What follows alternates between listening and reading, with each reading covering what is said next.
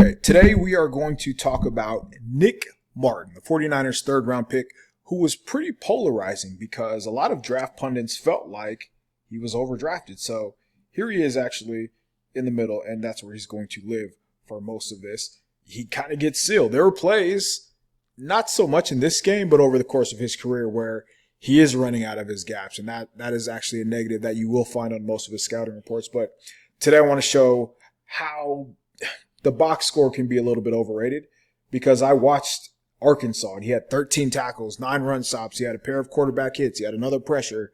It's the box score would tell you he was all over the place, but I don't think he played very well. In this game, Martin only had 5 tackles, I believe. He had 3 missed tackles, but to me, watching it, I thought he was worlds better against Utah than he was against Arkansas. And I thought in this game specifically, you can see all the traits that made the 49ers take him early in the third round. So let's talk about some of the plays and the traits that I saw, and I'm assuming the 49ers saw the same thing.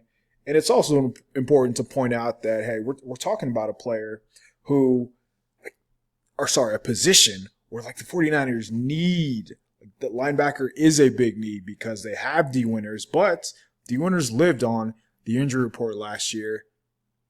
Essentially every other game, it felt like. So there's no real evidence that he's going to be able to stay healthy. And when the 49ers didn't have a healthy linebacker last year, they had to play redacted, right? He walked off the field, and there's a reason he walked off the field. He wasn't the style of player the 49ers wanted. So let's talk about Martin. Let's break down how to watch a linebacker. Okay, so playing linebacker, for lack of a better term, you have to have a couple screws loose. You have to be willing to take on a player who probably weighs 60 to 80 more pounds than you. So over the course of a game, not just one play, does Martin look like he weighs 221 pounds, or, which is second percentile among linebackers, I believe, or do you see other traits from the combine where he was 80th percentile in the 10-yard split, 40-yard dash, vertical, broad jump, bench press. And on this 3rd and 1 stop, right, you see the aggression. You see him playing down the hill. You see him willing to do whatever to make this stop. And I think that this type of play is who I would frame Martin as opposed to an undersized linebacker who just runs around. Like, that's not who he is.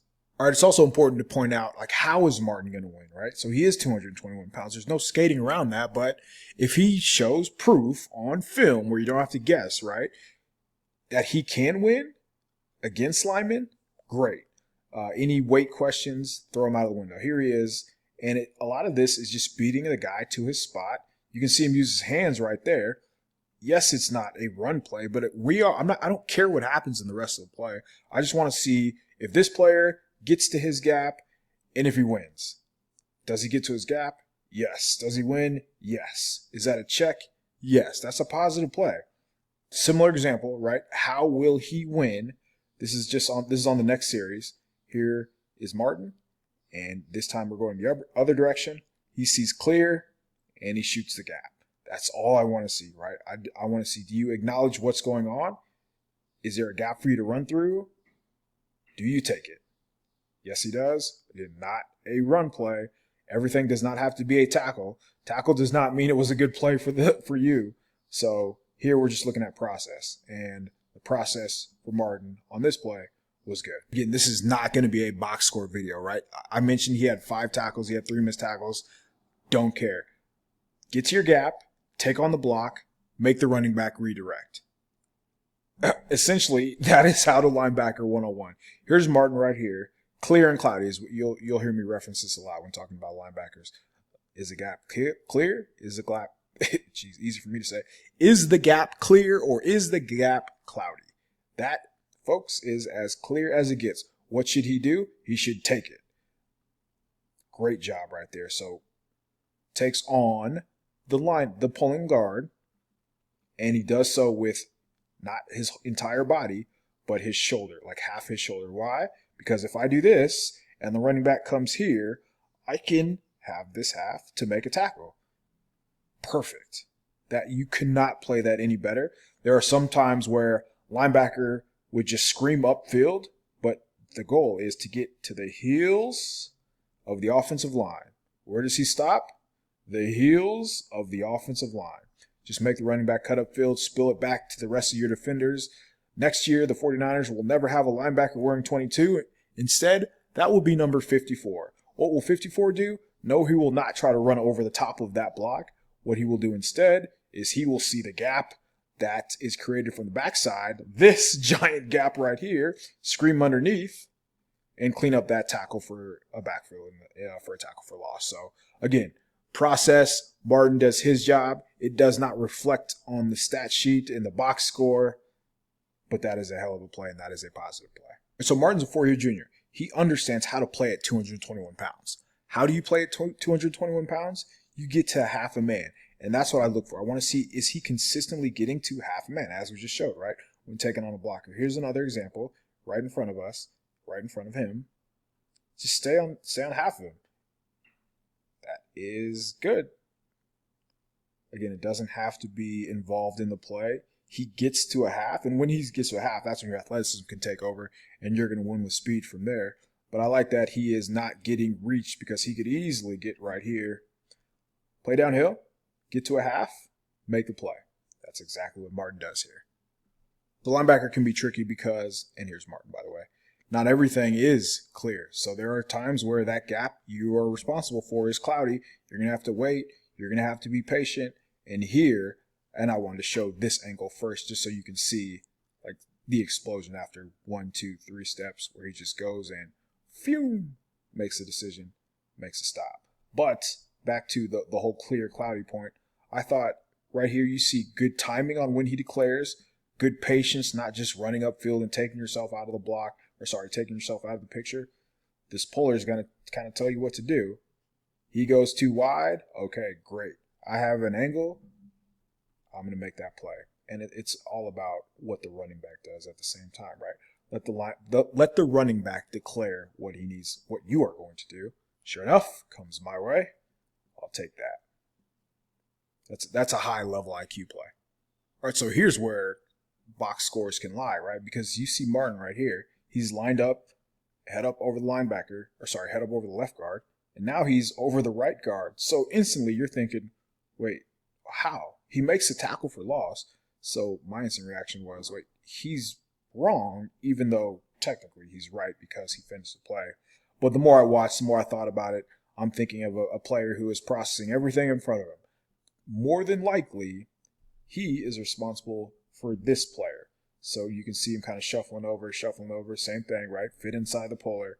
But once he sees the ball handed off, I no longer have to worry about this player. Now I'm just going to go make a play on the ball.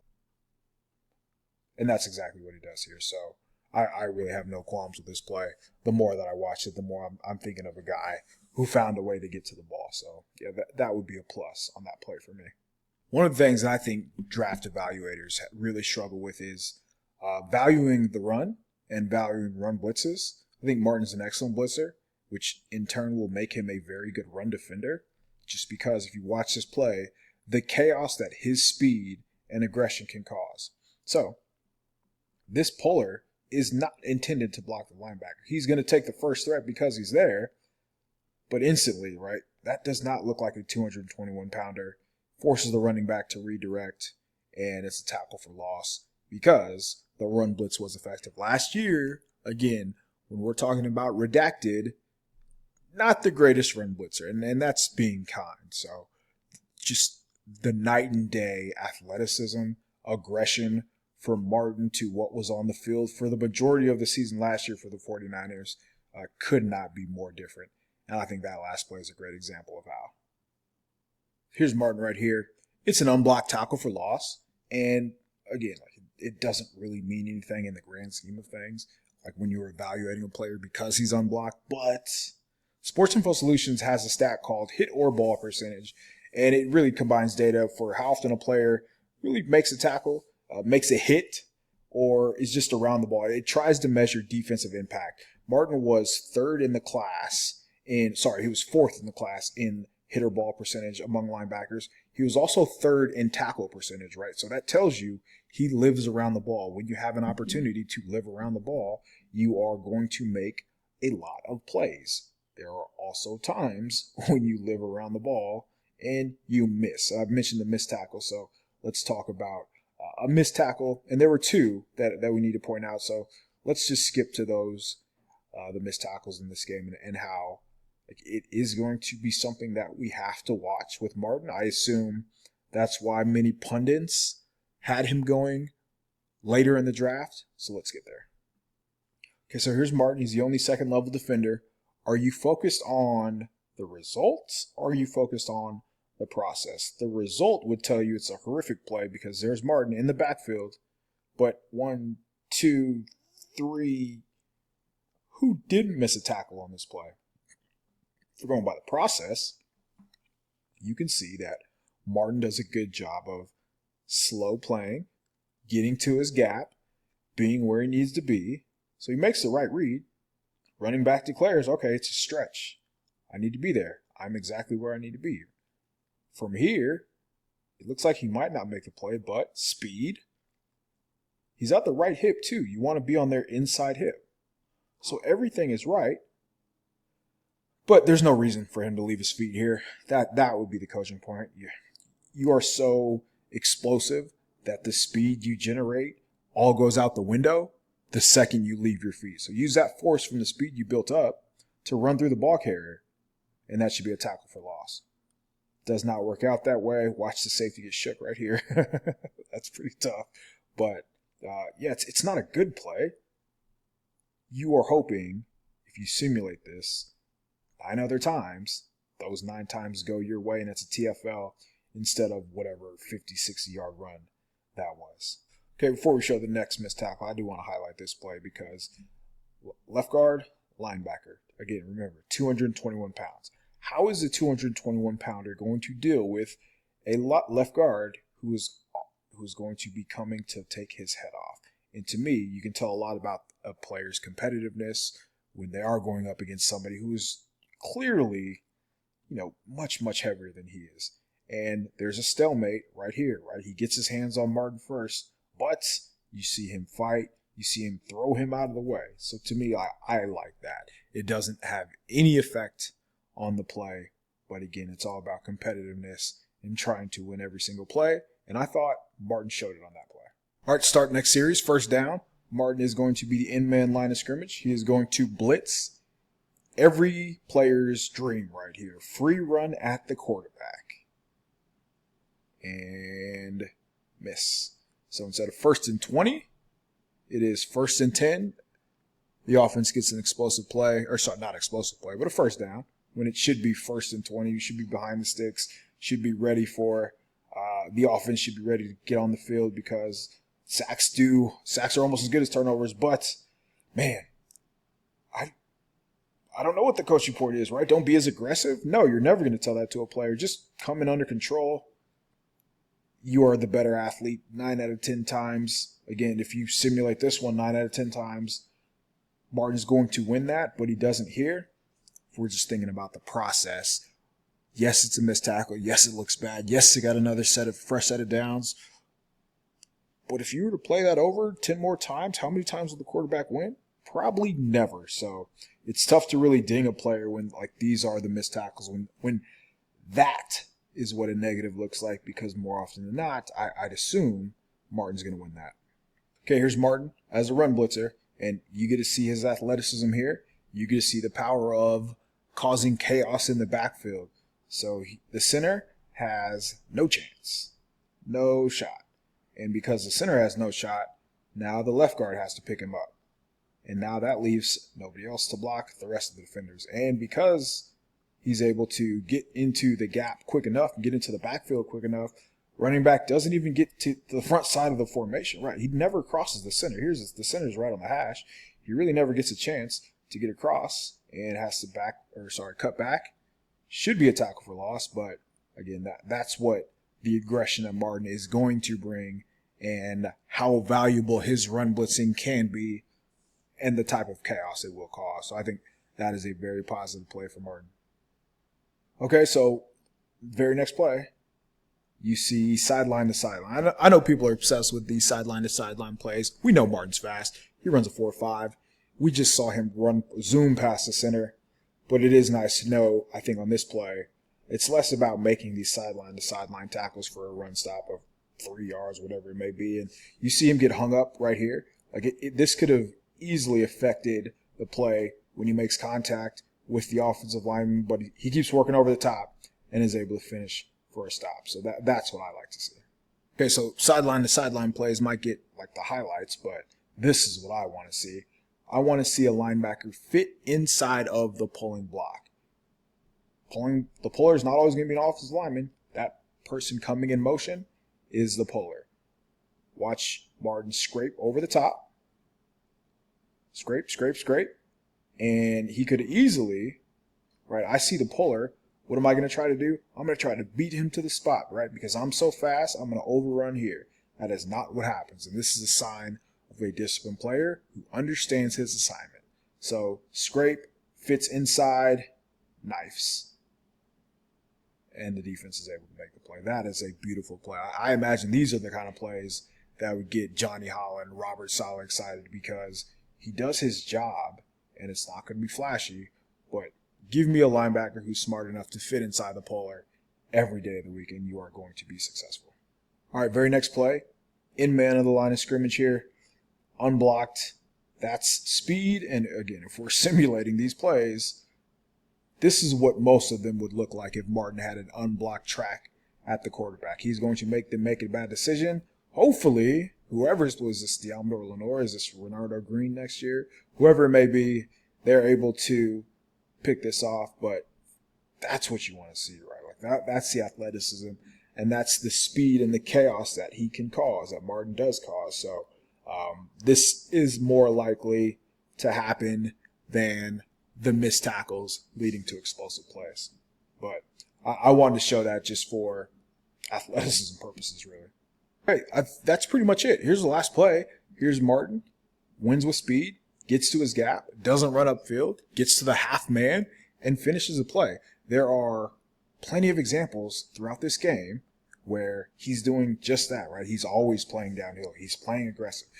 He's making the decisions, hey, if it's clear, I need to go. If it's cloudy, I can scrape and slow play. I mentioned the discipline. You see the athleticism stand out. More importantly, I think there are fewer examples of him being 221 pounds. Oh, no, how is he going to hold up? No, that's not the case because he is so aggressive. And I don't want to say he has some screws loose, but it's clear that he just has no regard for him being 221 pounds, and that's what you want. So I thought there was a lot of competitiveness in this game. I think there was like one play, max, where he looked 221 pounds, but more often than not, you notice the 80th percentile athlete. You notice the aggression, the speed, how he wins his gaps, how he can win in the NFL, right? By getting to a half a man, by winning with speed. So watching him in this game, did you feel like the 49ers overdrafted a linebacker? Because again, still a need. No guarantee that D. Winter stays healthy. No guarantee that who knows, Martin might beat him out. Like Martin is a third rounder compared to D. Winters. I believe was a sixth rounder. He didn't really get on the field as a rookie. So there's a lot to like about Martin, and you can see the traits. You can see the why from this game. So less worried about what draft analysis think and more worried about the style of play. And this type of player is who the 49ers want to play, who the 49ers need at linebacker next to Fred Warner. Because last year I did think Warner